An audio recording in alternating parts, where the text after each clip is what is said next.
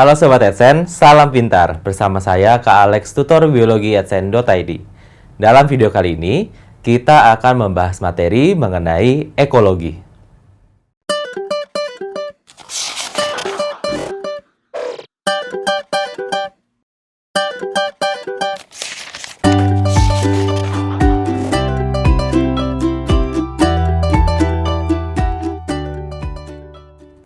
Sobat Adsense, sekarang kita akan mempelajari bab khusus yang merupakan bab ekologi. Nah, tahu gak sih ekologi itu adalah apa? Nah, teman-teman, kalau ada kata logi atau logos, itu pasti artinya adalah ilmu. Nah, kemudian ada kata eko. Nah, teman-teman, biasanya nih untuk beberapa produk sehari-hari, biasanya kita ada label misalkan eco-friendly gitu kan ya. Atau untuk tren sekarang-sekarang ini biasanya ada depannya kata eco untuk menunjukkan bahwa produk tersebut atau kegiatan tersebut itu ramah lingkungan. Nah, teman-teman, ekologi merupakan salah satu cabang dari biologi yang penting. Pada dasarnya, yang kita sebut sebagai ekologi itu adalah ilmu yang mempelajari tentang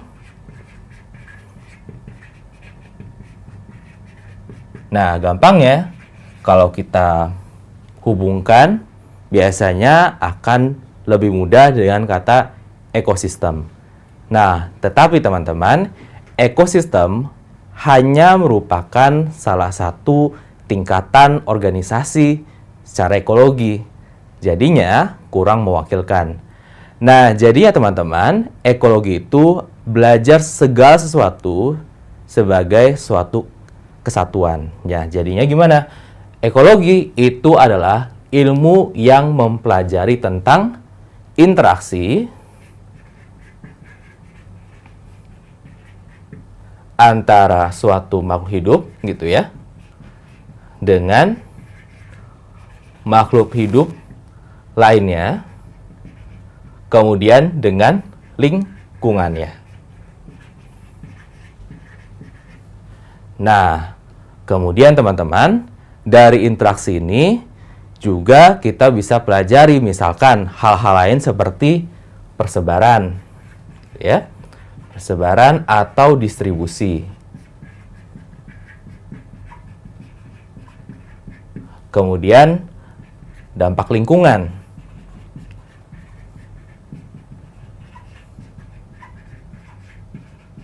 Ataupun tentang kesintasan. Atau dalam bahasa Inggris ini yang kita sebut sebagai survivorship gitu ya. Jadi keselamatannya dia. Nah, jadi ya teman-teman, ekologi kalau teman-teman temukan di buku teks untuk SMA, biasanya diletakkan di bab paling akhir. Kenapa? Karena ekologi itu pada dasarnya adalah satu kesatuan dari banyak ilmu.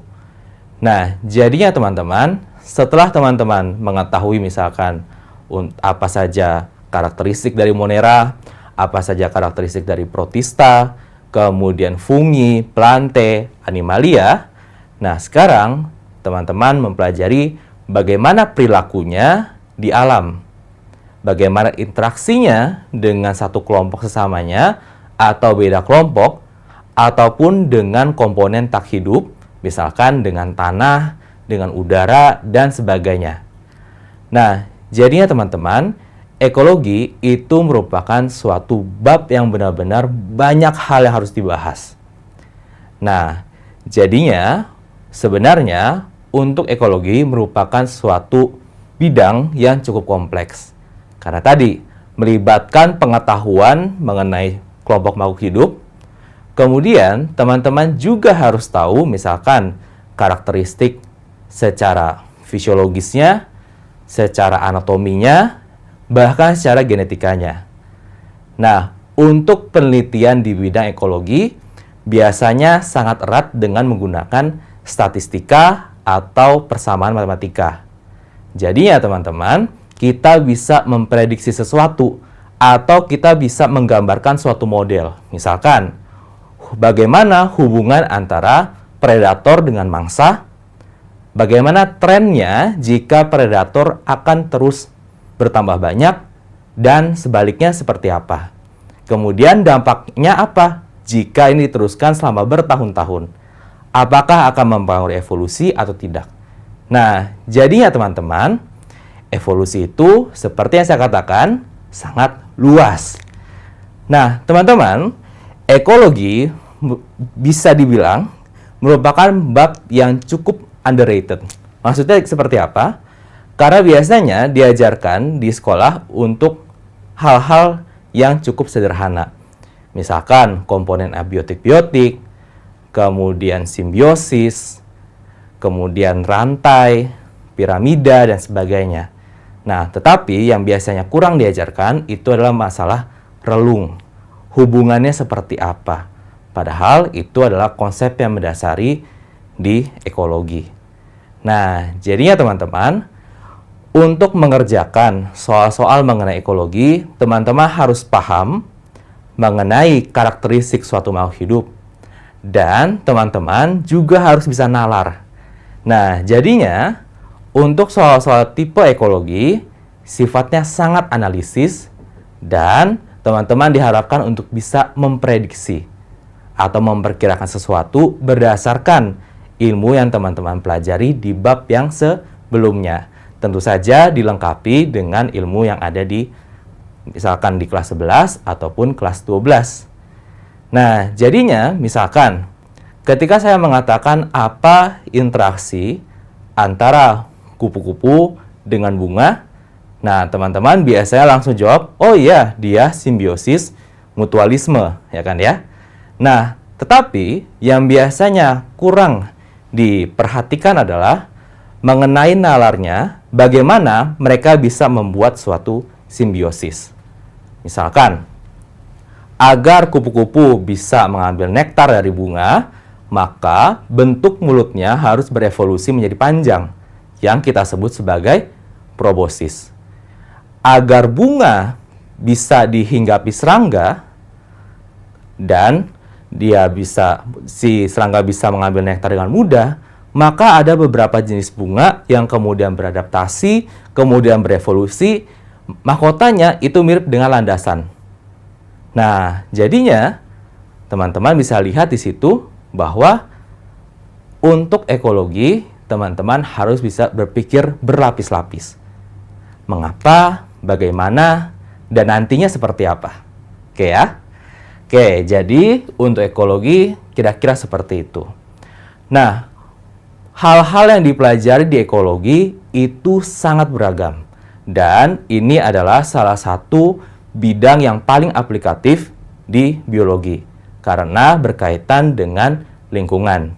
Jadinya teman-teman, kalau misalkan teman-teman pernah dengar mengenai usaha pelestarian atau konservasi suatu satwa, misalkan orangutan ataupun gajah, nah teman-teman membutuhkan strategi yang benar-benar bagus. Nah, strategi itu salah satu pertimbangannya adalah strategi ekologinya. Apakah dia lebih baik in situ atau ex situ? Apakah kalau misalkan dia in situ, apakah pohon tempat tinggal sudah cukup atau tidak? Apakah bahan makanan sudah memenuhi atau tidak?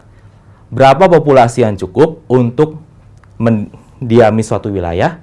Nah, seperti itu yang diteliti. Nah, kemudian juga teman-teman, ekologi juga sangat berkaitan erat, misalkan untuk penelitian taksonomi.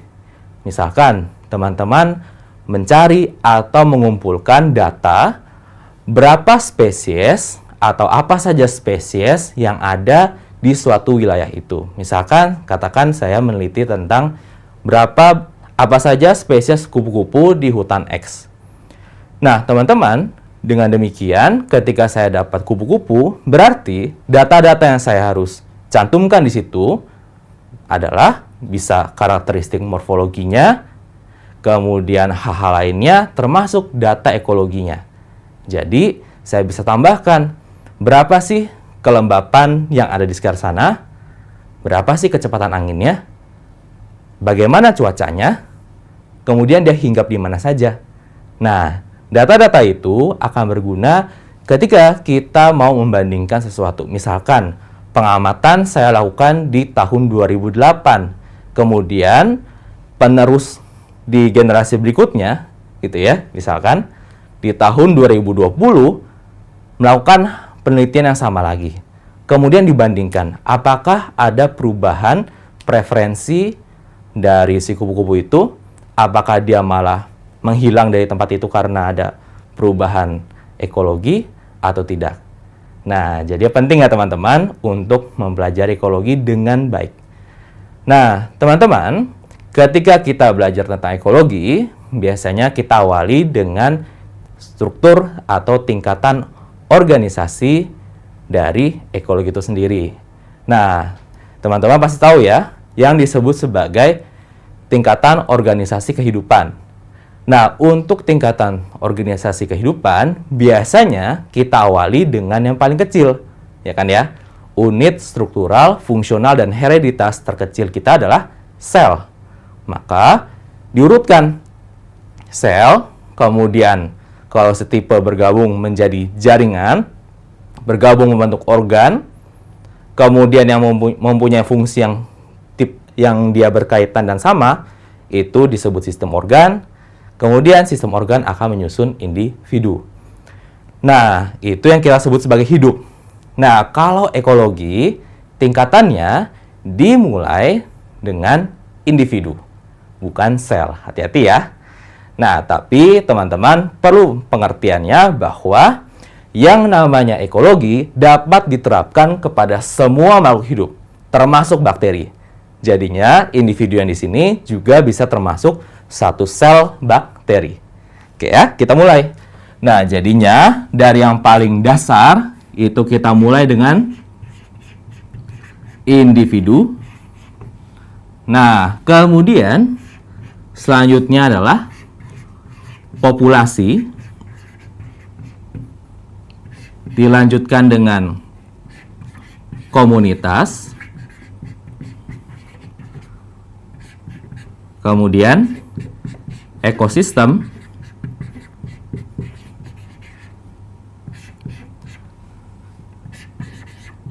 Bioma. Dan diakhiri dengan biosfer.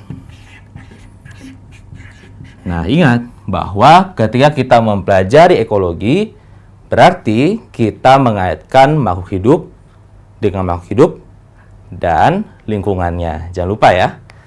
Nah, jadinya kalau kita ngomongin individu, berarti satu organisme itu. Misalkan, satu ekor kambing, gitu ya. Maka itu adalah individu kambing. Nah, dilanjutkan dengan populasi. Populasi itu artinya adalah kumpulan individu yang sejenis. Ya, saya tambahkan sini kumpulan. Kumpulan individu yang sejenis. Oke, misalkan tadi saya udah kasih contoh satu ekor kambing. Nah, maka di sini populasinya contohnya adalah sekumpulan kambing.